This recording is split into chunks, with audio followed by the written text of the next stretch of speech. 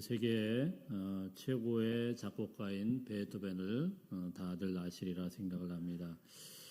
이 베토벤은 지금까지도 최고의 음악으로 알려진 그런 수많은 교향곡들을 우리에게 남겨주었습니다. 음악으로도 유명하지만 그가 또 어떤 삶으로 살게 되었는지를 어느 정도 다들 아시리라 생각을 합니다. 28살 될 때부터 귀에 청력을 잃기 시작해서 결국은 전혀 듣지 못하는 상태가 되었습니다. 그러니까 처음부터 청력이 없었다면 참 그래도 그러려니 하겠지만 젊은 나이에 한참 활동해야 되는 나이에 후천적으로 귀가 이제 들리지 않아서 더군다나 여러분 이 작곡가에게 음악가에게 귀라는 것은 생명과 같은 거 아니겠습니까? 화가가 아무것도 앞도 보지도 못하는 그런 사람, 여러분 그런 사람이 화가가 된다는 건 얼마나 어렵겠습니까? 또 설교자가 제가 목소리를 다 잃어버려가지고 설교를 해야 된다고 하면 얼마나 또 힘든 그런 상황이겠어요? 그것과 마찬가지로 음악가에게 귀는 정말 생명과 같은 것인데 이것을 28살 젊을 때부터 점점 잃어가게 되었습니다. 나중에는 전혀 연주 소리를 들을 수 없는 그런 지경에 이르게 되었습니다. 그는 그래서 너무나도 낙담이 되고 힘들어서 한때는 삶을 포기할 결심까지 이르게 되었다고 합니다. 그런데 1802년에 그가 남긴 유서, 하일리겐슈타인트 유서라는 이곳에 이런 글이 적혀져 있습니다. 사람들은 내가 냉정하고 사람을 피한다고 생각하지만 사실은 귀가 들리지 않아서 그들을 피할 수밖에 없었다. 얼마나 사람들과 어울리고 싶었겠어요. 그런데 듣지를 못하니까 사람들에서 피해 갈 수밖에 없는 혼자 외롭게 살아가야 되는 그런 외로운 시간, 괴로운 시간이 있게 되었습니다. 우리가 잘 알다시피 베토벤은 청력을 잃었지만 희망을 내려놓지 않고 무너지지도 않고 자신의 약점을 핑계 삼지 않고 오히려 그때 더 왕성하게 작곡을 하게 되었습니다. 정말 피나는 그의 모습을 보면은 귀가 안 들리니까 이게 소리가 어떤지를 알 수가 없으니까 피아노를 치면서 피아노를 진동으로 느끼고 싶어서 방바닥에다가 이렇게 가만히 얼굴을 대면서 하나하나 진동으로 그걸 알아갔다고 합니다. 또 머릿속에 울리는 이 소리가 들리질 않으니까 그거를 악보를 이 소리가 어떤지를 하기 위해서 훨씬 더 치열하게 연구해서 놀라운 사실은 그의 대표작들 우리가 잘 아는 제5번 교향곡 운명 같은 경우 그리고 황제협주고 그 마지막에 9번 합창 어떻게 보면은 지금 음악사에서 가장 길이 남는 그런 작품들인데 이런 작품들을 멀쩡할 때 한 게 아니고 귀를 잃어버려가지고 하나도 듣지 못할 때 다 썼다라는 것입니다. 세상이 보기에는 귀를 잃은 작곡가라고 하면 얼마나 불쌍하게 생각을 하겠어요. 그러나 하나님께서는 그 장애의 순간, 그런 어려운 순간을 끝까지 붙들어 주시고 세상을 울리는 위대한 음악을 남기도록 그의 달란트를 사용하셨다라는 사실입니다. 우리는 보통 어떤 일을 잘하려고 하면은 강점이 있어야 되고 거기에 관한 그런 능력이 있어야 되고 학벌이 있다던가 탁월한 그런 리더십이 있다던가 이런 사람들이 그 일들을 능력 있게 크게 할 것이다라고 기대를 합니다. 물론 대부분은 그렇습니다. 그러나 가끔은 이런 상식을 뛰어넘는 그런 사람들이 나오게 된다라는 거예요. 오늘 본문의 사사 에훗도 사실은 치명적인 약점을 가진 사람입니다. 오른손을 자유롭게 쓸 수 없는 그런 사람이었고요. 장애를 가진 그런 사람이었어요. 이 전쟁의 시대에 있어서 왼손만 가지고 쓸 수 있다라는 것은 치명적인 장애였고요. 왼손만 가지고 무슨 일을 한다라는 것은 전쟁터에서 별로 쓸모없는 그런 인물로 쓰이게 되는데 우리 하나님께서는 그런 사람을 장애를 가진 그런 사람을 이스라엘의 최고의 지도자로 리더로 세워주셨다라는 사실입니다.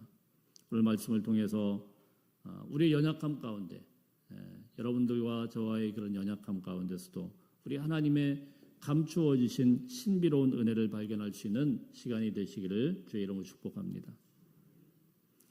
먼저 오늘 본문을 보기 전에 사사기의 그 패턴들이 있죠. 그걸 잠깐 또 다시 한번 보겠습니다. 이스라엘 백성들이 하나님의 말씀을 따르지 않고 불만을 가지고 또 다른 우상을 섬기고 죄를 짓습니다. 자, 그러면은 하나님께서 징계를 해요. 이방 나라들을 들어가지고 징계를 하시고, 그리고 그 징계 가운데, 고통 가운데 또 하나님께 돌아옵니다. 그러면은 그 돌아오는 이스라엘 백성들을 그 부르짖음을 들으시고 한 사사 구원자를 세워서 그들에게 보내주신다. 이런 패턴이 계속되고 있어요.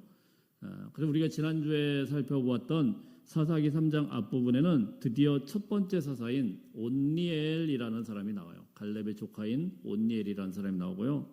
이 사람이 구산 리사다임이라고 하는 무시무시한 폭군으로부터 이스라엘을 구원하게 됩니다. 그리고 40년 동안 이스라엘의 평화가 있었다. 성경은 말씀을 하고 있어요. 그런데 이 온니엘이 죽게 되니까 이스라엘 백성들은 또다시 영적으로 완전히 무너져 버리게 된 것을 오늘 말씀이 12절 말씀 보겠습니다. 12절 말씀 한번 보면은 한번 읽어보겠습니다. 시작. 이스라엘 자손이 또 여호와의 목전에 악을 행하니라. 자, 여기까지요.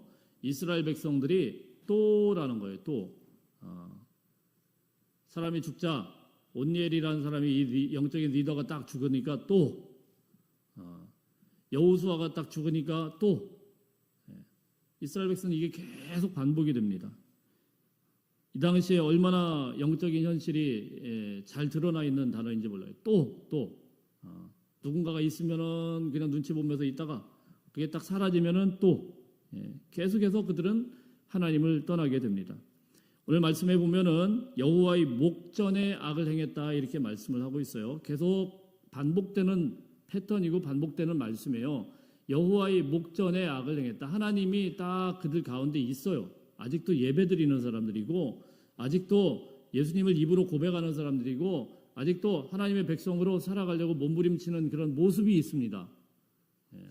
동일하게 다 해요. 예배도 드리고 기도도 드리고 다 하는데, 문제는 뭐냐면은 틈만 나면은, 기회만 있으면은 떠나가지고 영적인 현실을 떠나가지고, 그리고 다른 세상적으로 다른 신들을 섬기는 그런 모습을 쫙 적나라하게 보여주는 거예요. 자, 그러면 어떻게 합니까? 하나님은 바로 징계의 채찍을 들게 되죠. 그리고 12절 뒷부분에 같이 읽어보면 이스라엘 자손이, 거기부터 읽어봅니다. 시작.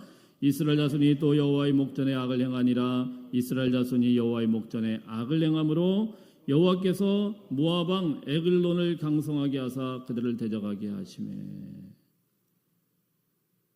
충격적인 말씀이 여기 기록이 되어 있어요. 이스라엘 백성들이 또 하나님 앞에서 범죄를 저질렀습니다. 죄를 지었어요. 자, 그랬더니 하나님께서 어떻게 하냐면은 이방 나라의 왕인 모압 왕 에글론을 강성하게 하셨다 이렇게 말씀합니다.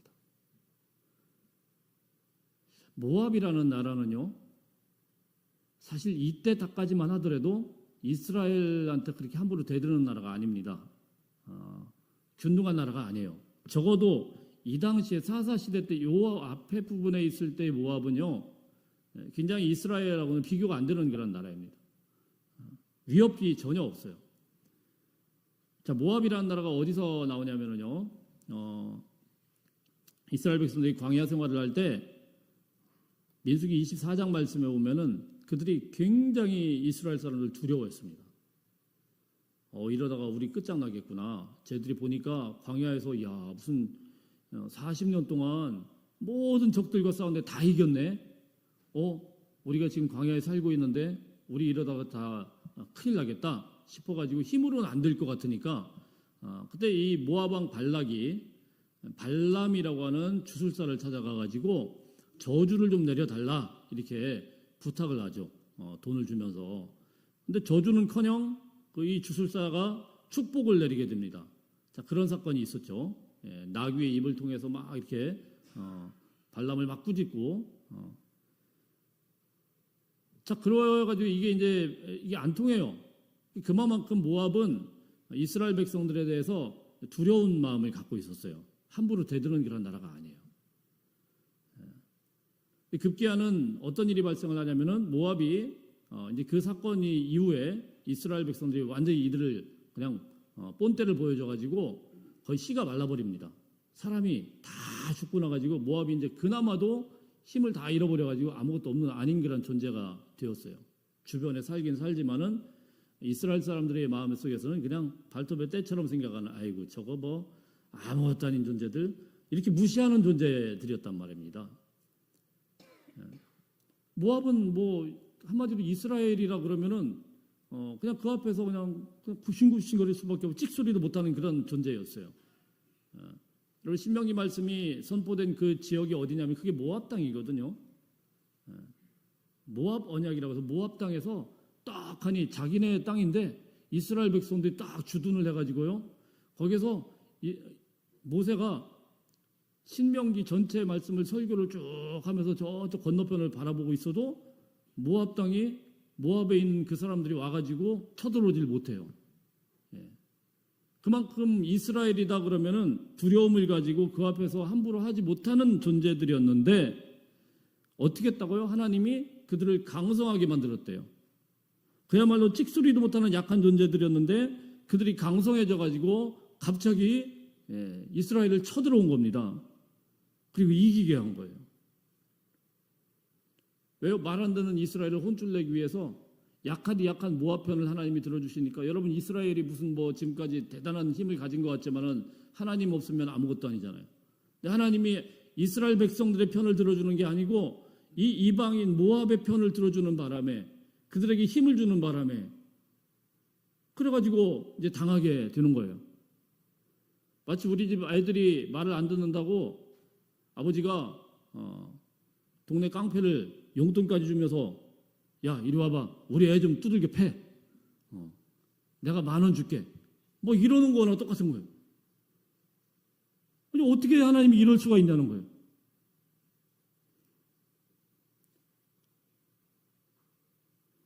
그전에는 하나님은 항상 우리 편이었는데 갑자기 대적의 편이 되어버렸다는 것입니다. 사랑하는 성도 여러분, 우리가 이 말씀을 통해서 한 가지 분명히 기억해야 되는 게 있어요. 하나님은 항상 우리 편이 게 아니에요. 착각하실 때가 있어요. 하나님은 항상 우리 편인 것 같지만 그렇지 않아요. 말 안 들으면은 대적의 편이 돼요. 자, 그래서 어떻게 되냐면은 13절 보겠습니다. 13절 시작. 에글론이 암몬과 아말렉 자손들을 모아가지고 와서 이스라엘을 쳐서 종려나무 성읍을 점령한지라. 모압왕 에글론은 단순하게 힘만 센 게 아니고 굉장히 이게 그 정치적으로 되게 뛰어난 사람이었던 것 같아요. 왜냐하면은 암몬과 모압은 사실 앙숙입니다. 둘이 붙어가지고 같이 한 나라가 되죠. 사실 같이 옆에 붙어 있는데 계속 앙숙이에요. 둘이 별로 안 좋아요. 근데 암몬과 아말렉 자손들은 아말렉은 그야말로 산적과 이쪽 저쪽으로 막 약탈하고 이런 족속입니다. 이게 친할 수가 없어요. 지금까지 계속 붙어 있는데도 절대 친한 사람들이 아닙니다. 근데 하나가 됐어요. 연합군을 형성했어요. 이거 얼마나 정치적으로도 지략적으로 뛰어난 왕인지 알겠어요. 자, 그런데 이 사람들이 한 마음으로 딱 돼가지고 이스라엘한테 대적이 돼가지고 어디로 쳐들어왔냐면은 어디요? 종려나무 성읍을 점령한지라 이렇게 되어 있습니다. 종려나무 성읍이라는 건 어디냐면은 여리고를 이야기하는 겁니다. 여리고는 지금 가보면 지금도 똑같습니다. 대추야자라는 게 있거든요. 그게 종려나무거든요. 대추야자가 지금도 뭐 여리고에 특산품으로 팔립니다.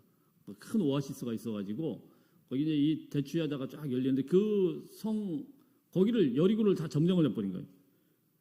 여러분 여리고 우리가 잘 알죠. 여호수아 말씀부터 쭉 봤으니까 이스라엘 백성들이 맨 처음에 들어가가지고 여리고부터 딱 점령을 합니다. 그 이유가 뭐냐면은 가나안 땅을 쭉 길게 보면은 북쪽과 남쪽으로 딱 나뉘면은 가장 센터에 배꼽처럼 딱 있는 게 여리고예요. 북쪽과 남쪽 그리고 예루살렘의 산지 그 가운데 한가운데 여리고가 있어요. 여리고는 오래된 도시입니다. 그래서 여리고를 딱 점령을 하는 순간 여기는 이 센터를 딱 그 가운데를 딱 내놓은 게 되기 때문에 그래서 이스라엘 백성들도 여리고를 점령하고 거기를 주변으로 쭉쭉 넓혀가면서 가나안 땅을 점령을 하게 됩니다. 한마디로 급소와 같은 곳이에요. 그런데 이곳을 하나님의 은혜로 여호수아 장군이 있을 때 그들이 힘 하나 쓰지 않고 다 무너뜨리고 다 점령을 했는데 이제는 거꾸로 모압 왕 에글론과 그 깡패 같은 조직들이 딱 와가지고 여기를 딱 장악을 했네. 그죠? 자, 여기를 센터로 삼아가지고 수시로 이스라엘 백성들을 유린하고 괴롭히고 그동안에 내가 참았던 거 당했던 거 다 갚아가지고 야 니들 나 발톱에 때만큼도 안 여겼지? 한번 봐봐. 그래가지고 막 괴롭힌단 말입니다. 얼마나 힘들고 얼마나 어렵겠습니까? 14절 보겠습니다. 14절 시작. 이에 이스라엘 자손이 모압 왕 에글론을 18해 동안 섬기니라. 그 기간이 18년이 됐어요. 18해 동안에 섬길 수밖에 없다. 섬겼다라는 거, 종이 됐다라는 거예요. 이스라엘 백성들한테 꼼짝도 못하던 그런 정말 발톱에 때만도 못한 그런 종족들이 갑자기 강해져가지고 그 앞에서 이제 굽신굽신하면서 섬기게 되니까 얼마나 자존심도 상하고 얼마나 힘들었겠어요. 그리고 오늘 말씀을 보면은 조공까지 바쳤다 이렇게 되어 있습니다. 조공을 계속 바치고 굽신거리고 그 앞에서 꼼짝도 못하고 18년 동안 유린을 당하는데, 근데 참 특이한 거는 왜 하나님이 이렇게 18년이라는 기간 동안에 그대로 내버려 두셨을까 이런 거죠. 18년이 적은 시간이 아니잖아요. 그 기간 동안에 그들에게 막 유린당하고 어려움 당하고 이런데 그냥 내버려 두는 거예요. 우리가 사실은 참 어려운 게 뭐냐면은 참 괴롭고 힘들 때 하나님께서 좀 빨리 좀 딱 끝내주면 좋겠는데 이 기간이 긴 동안에 하나님이 침묵하고 계신 거죠. 네, 여러분 오늘 말씀에서 하나님이 침묵하신 게 아니고 사실은 15절 한번 읽어봅니다. 15절 시작. 이스라엘 자손이 여호와께 부르짖음에 여호와께서 그들을 위하여 한 구원자를 세우셨으니. 자, 여기까지요. 하나님은 무엇을 기다렸습니까? 그들이 부르짖자마자 한 구원자를 세우셨어요. 하나님은 딱 준비하고 계신 거예요. 준비하고 계신. 18년 동안이나 그들이 괴롭힘 당하고 어려움 당하고 수모를 당하는데도 불구하고 그들은 하나님의 이름을 부르지를 않아요. 이게 참 고집불통이에요. 참 사람들이 고집이 세요. 그죠? 자기 고집, 자기 생각을 버리질 않는 거예요. 그리고 그렇게 고난을 당하면서도 하나님은 자기 편이라고 생각하는 거예요. 착각하면서. 지금 하나님은 어디로 갔습니까? 이미 저쪽으로 가서 모압 편을 들어주고 있는데 하나님은 항상 내 편이야. 그러면서 막 뻐기고 그래 자존심은 내려놓지 않고 하나님의 이름을 부르지도 않고 큰 소리만 뻥뻥 치는 거예요. 여러분 우리가 이 말씀을 통해서 분명히 기억할 게 하나 있습니다. 하나님은 내 편만 되는 게 아니에요. 나의 하나님만 하나님이 아니에요. 너의 하나님도 돼요. 하나님은 항상 내 기도만 들어주시는 분이 아니에요. 하나님은 내 기도 안 들어주시고 다른 사람들 기도를 들어주실 수도 있고 심지어는 뭡니까? 이방인들의 편이 될 수도 있어요. 우리를 징계하기 위해서. 착각하면 안 돼요. 하나님은 사랑으로 우리를 덮어주는 하나님은 맞지만 항상 모든 걸 용서하시고 모든 걸 덮어주시는 게 아니에요. 하나님은 징계의 하나님이시고 진노의 하나님이시고 말 안 들을 때는 다른 깡패 같은 사람들을 데려다가 우리를 괴롭히기도 하시는 그런 하나님이세요. 분명히 기억해야 돼요. 그 고집 부리면서 하나님의 이름을 찾지는 않고 함부로 하나님에 대해서 하나님은 내 말 꼭 들어야 된다 이러면서 그러다 보니까 이상한 소리 하는 거 아닙니까? 하나님 까불면 나한테 죽는다 막 말도 안 되는 소리. 무슨 목사님이라는 사람이 그런 말을 합니까? 저는 그 사람을 목사라고 별로 생각지도 않습니다. 여러분들이 어떻게 생각하든 말든 정치적인 말을 하든 말든 저는 그 사람 목사로 취급하지 않습니다. 목사 입에서 나올 말이 아니에요. 그거는. 얼마나 교만하면 하나님에 대해서 그렇게 이야기를 합니까? 여러분 분명하게 기억하십시오. 하나님은 항상 내 편인 것 같지만 그렇지 않아요. 내가 하나님 앞에 경건하게 바로 서게 되면 그때는 내 편이지만 계속 범죄하고 계속 회개하지 않는 사람들에게는 18년 동안 내버려 둡니다. 계속 당하게 내버려 두는 거예요. 징계하시는 하나님이라는 것을 분명히 기억할 수 있기를 바랍니다. 여러분의 인생에 어떤 하나님의 징계가 임할 수도 있어요. 저의 인생에도 하나님의 징계가 임할 수 있어요. 그래서 우리가 늘 겸손해야 되는 거예요. 하나님은 왜 내버려 뒀습니까? 부르짖을 때까지 기다립니다. 부르짖고 하나님 앞에 하나님 잘못했습니다 하면은 바로 구원자를 보내주시는데 그렇게 고집을 부리고 부르짖지를 않는 거예요. 권면을 하면 그거를 하나님의 말씀으로 받는 게 아니고 고집하면서 내가 누군데 막 이러면서 계속 부르짖지 않는 거예요.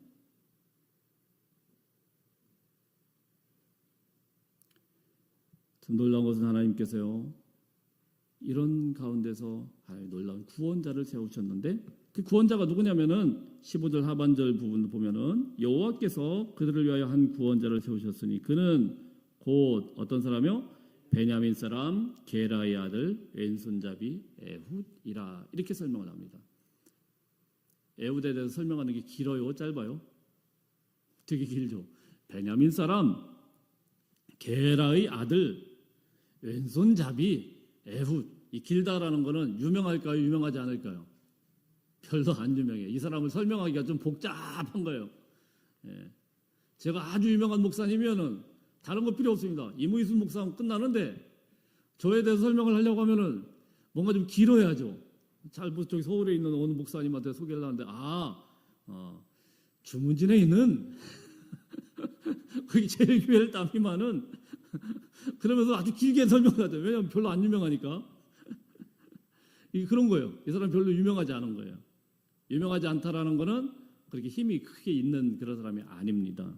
더군다나 이 앞에 뭐라고 되어 있냐면은 왼손잡이 에훗이다 이렇게 설명을 하고 있어요. 왼손잡이라는 것은 이게 좀 번역상으로 좀 잘못 번역을 했습니다.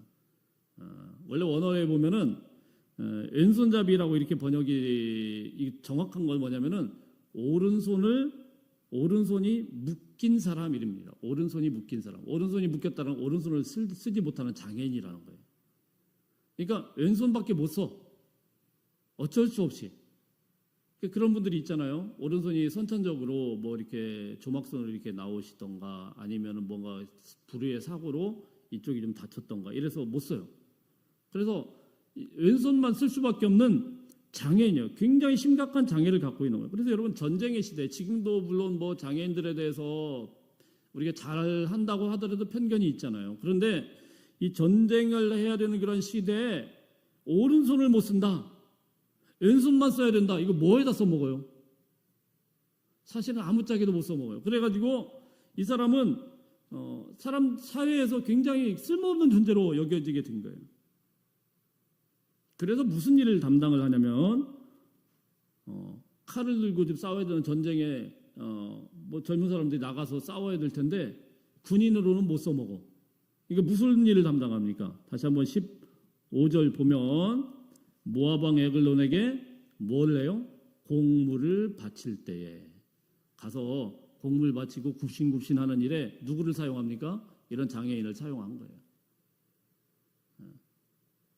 자기들은 하기 싫으니까 떤심 상하니까 이 모압 왕 저거 발톱에 때 같은 존재한테 가가지고 굽신굽신 가다가 야 네가 가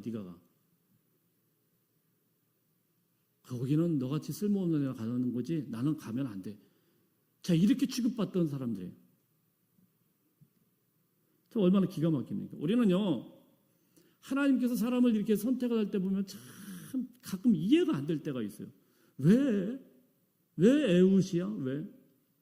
아니 다른 멀쩡한 사람 많은데 지금 전쟁을 해야 되는 전쟁인데 무슨 에훗이야? 그러나 여러분 하나님의 시선은 사람의 평가와 전혀 다른 것을 성경에서 말씀하고 있습니다. 사람은 외모와 조건을 따지고 학벌과 또한 경력들을 따지지만 하나님은 중심을 보십니다. 여러분의 중심을 보시는 하나님인 것을 늘 기억할 수 있기를 바랍니다. 우리는 이렇게 이야기를 해요.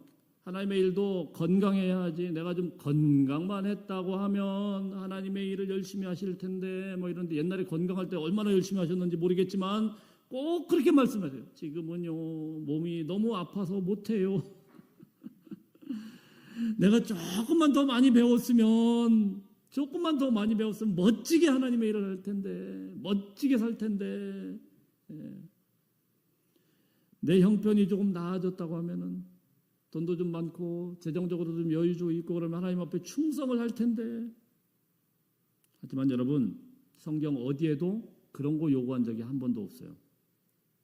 너 하나님의 일을 위해서 돈 많이 내, 이런 이야기 한 적도 없고, 너 하나님의 일을 위해서 너는 건강관리 좀 열심히 해, 이런 거 이야기한 적 없어요. 하나님은 그런 외적 조건을 단 한 번도 성경을 통해서 우리에게 내세운 적이 없습니다. 오히려 성경은 약점이 많은 사람들의 약한 그런 가련한 스토리들이 가득 차 있어요. 모세는 말주변이 없는 어눌한 자라고 소개를 하고 있습니다.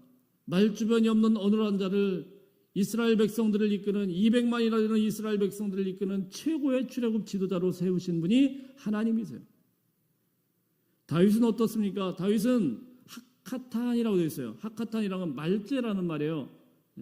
그 집안에서 말제, 8명의 아들 중에 막내 말제.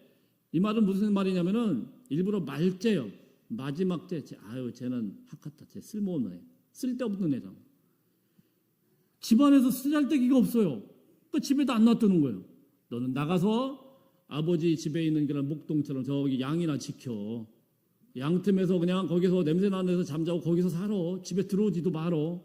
이게 다윗이에요. 근데 놀라운 것은 그런 다윗을 우리 하나님께서 택하셔서 이스라엘의 최고의 위대한 왕으로 삼으셨다는 사실입니다.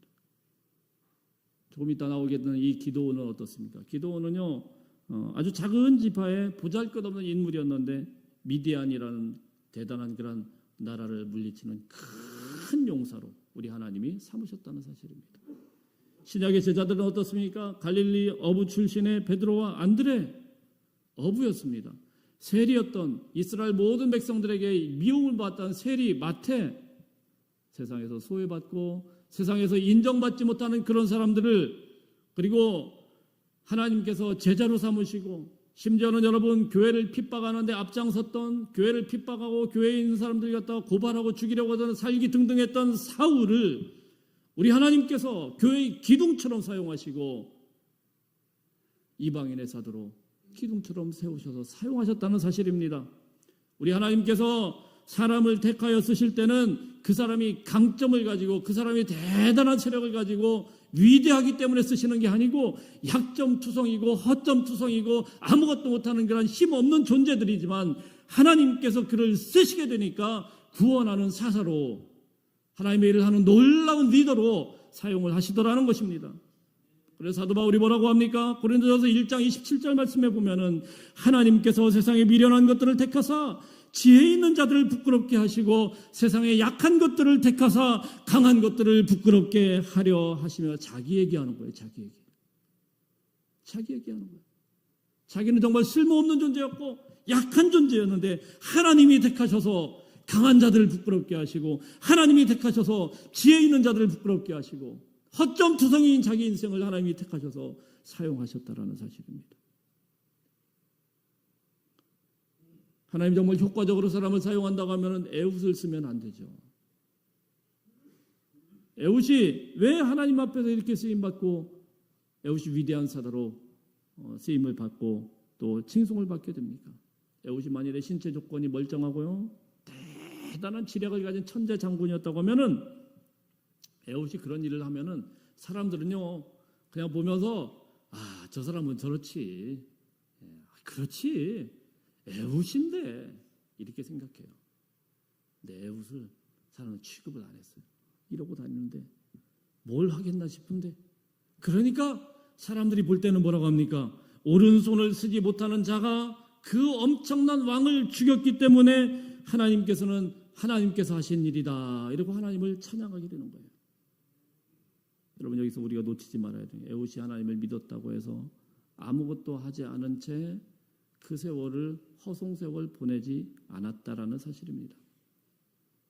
그는 분명히 약점이 있는 인생이었습니다. 그러나 누구보다도 철저하게 준비하고 있었습니다. 16절 보겠습니다. 16절 시작.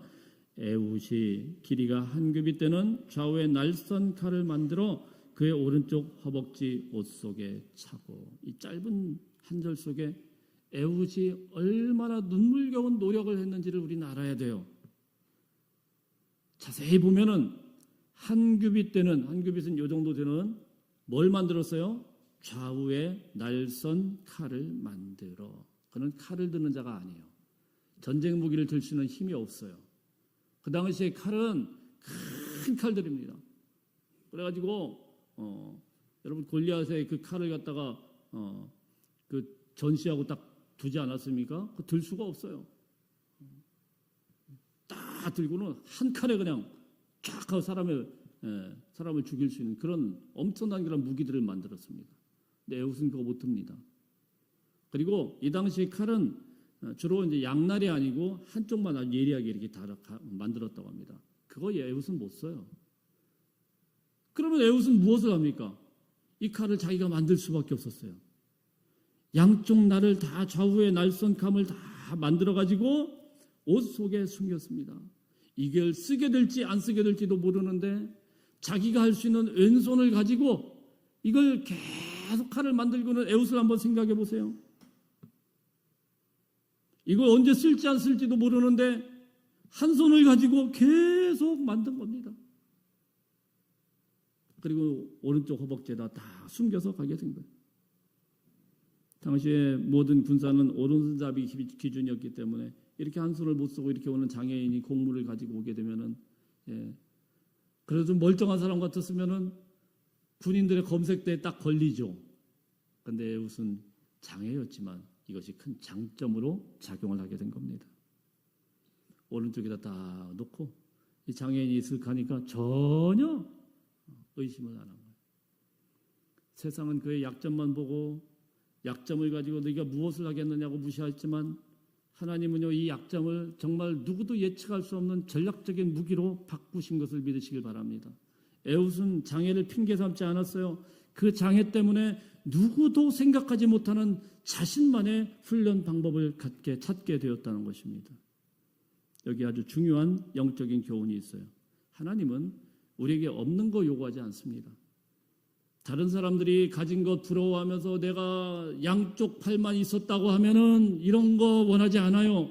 없는 거 가지고 시간을 허비하지 말라는 거예요. 하나님은 지금 우리에게 무엇이 있는가 그 있는 것으로 시작하라는 겁니다. 모세에게는 그가 가지는 평생 그냥 양을 치던 지팡이가 하나 있었고 다윗에게는 물맷돌이 있었고 베드로에게는 작은 배가 있었고 바울에게는 그가 평생 공부했던 학문이 있었고 에훗에게는 왼손이 있었습니다. 우리는 늘 없는 것만을 보면서 불평을 합니다. 돈이 없어서, 건강이 없어서, 배운 것이 없어서, 능력이 부족해서 하나님의 일을 할 수 없다. 나는 일을 할 수 없다. 이렇게 말을 합니다. 그런데 하나님은 뭐라고 말씀합니까? 출애굽기 3장 말씀해 보니까 모세를 불러가지고 하나님이 물으십니다. 네 손에 있는 것이 무엇이냐? 네 손에 있는 것이 무엇이냐? 모세의 손에는 보잘것없는 나무 지팡이 하나밖에 없었습니다. 그런데 그 손에 있는 그 지팡이가 하나님의 손에 붙들릴 때에 홍해를 가르는 능력의 지팡이가 되게 된 것입니다. 여러분 믿음은요 준비를 생략하는 것이 아닙니다. 결과는 하나님께 온전히 맡기지만 과정 속에서 우리가 해야 하는데 최선을 다하는 것이 믿음입니다. 노아는 방주를 준비했고 요셉은 7년의 흉년을 준비했고 다윗은 들판에서 이 물맷돌을 가지고 얼마나 많은 그런 연습을 했겠습니까? 철저하게 준비한 사람. 우리는 은혜다 그러면 하나님이 그냥 값없이 주는 그런 선물만 생각해요. 하나님이 값없이 부어주시는 하나님의 선물, 값없이 부어주시는 선물은 맞기는 하지만 하나님의 은혜는 진짜 믿는 사람일수록 정말 더 성실하게 삶을 철저하게 준비하는 사람에게 임하는 거예요. 하나님께서는 우리의 게으름을 결코 믿음이라고 인정하지 않습니다. 기도하면서 공부해야 돼요. 기도하면서 훈련해야 되고 기도하면서 내게 맡겨진 삶의 자리에서 최선을 다해 무기를 갈고 닦아야 되는 것입니다. 사도 바울도 나중에 이것을 깨달았어요. 깨닫고 뭐라고 합니까? 그의 평생에 괴롭히던 육체의 가시 때문에 너무 힘들었어요. 하나님의 일을 하기 위해서 이 육체의 가시 좀 빼달라고 하고 기도를 했는데 하나님의 응답은 너무나도 뜻밖이었죠. 내 은혜가 내게 족하다. 내 능력이 약한 데서 온전하여짐이라. 이 말씀을 듣고 사도 바울은 어떻게 합니까? 그렇지. 육체의 가시가 있지만은 내가 다른 것에 감사하면서 살아야 되겠다. 아멘으로 받아들이는 거예요. 하나님이 이걸 해결해 주지 않았지만 그럼에도 아멘. 그리고는 바울은 나중에 무엇하고 합니까? 그 대신에 다른 것으로 최선을 다해서 하면서 도리어 자신의 약한 것들을 크게 기뻐하고 자랑한다라고 말씀을 하는 겁니다. 하나님이 내 기도에 그대로 응답해 주시지 않았지만 나는 이 약함 때문에 하나님 앞에서 몸부림치며 살 수밖에 없었다라는 거예요. 강한 사람은 자기의 힘을 의지하지만 약한 사람은 오직 하나님만을 의지하기 때문입니다. 그렇기 때문에 더 기도하고 그렇기 때문에 하나님에 더 엎드리고. 두 가지 종류의 사람이 있어요. 한 사람은 늘 환경을 탓하면서 아유 나는 조건이 안 돼. 내가 조금만 젊었으면, 내가 조금만 힘이 있었으면. 한 사람은 그러지 않습니다. 정말 믿음의 사람은 지금 있다고 하더라도 하나님이 남겨주신 그런 시간이 있다고 하면 눈물로 기도하고 최선을 다해서 하나님 앞에 무릎 꿇고 주님 저의 약함도 쓰실 수 있다고 하면은, 하나님이 쓰신다고 하면은 저는 최선을 다해서 남은 시간 하나님 앞에 올려드리겠습니다. 하나님 언제나 이런 사람을 통하여서 주의 일을 이루십니다. 우리의 약점들 많죠. 우리의 약점도 하나님의 손에 들리게 될 때에 그 세상 어떤 강력한 무기보다도 명품 무기가 되는 것을 믿으시기를 바랍니다. 물론 사람들 중에는요 장점 때문에 잘 되는 사람도 있지만 또 역사를 봐도 장점 때문에 망한 사람들이 많아요. 그 사람이 조금만 못생겼다고 하면은 그런 일이 없는데 잘생겨가지고 문제가 되는 경우가 있어요. 나폴레옹은 뭐라고 했습니까? 나의 사전에는 불가능이 없다. 이런 정신 나간 소리를 하고 뭔 불가능이 없어요. 자기 군대를 다 데리고 가다가 그러다 몰살당한 거예요. 알프스 고지를 못 얻고 그냥 죽게 된 거예요. 그리고 나서 나중에 뭐라고 합니까? 나폴레옹이 죽으면서 손을 다 내놓습니다. 자, 나는 세상에 남긴 것이 없이 빈손으로 간다. 내 빈손을 보여줘라. 이러고 죽었어요. 큰 소리 뻥뻥 치다가. 솔로몬 왕은 어떻습니까? 솔로몬 왕은 그 로얄 패밀리 중에 솔로몬과 같은 로얄 패밀리가 어디 있어요? 금수저 중에 이건 다이아몬드 수저로도 얘기하기 어려워요.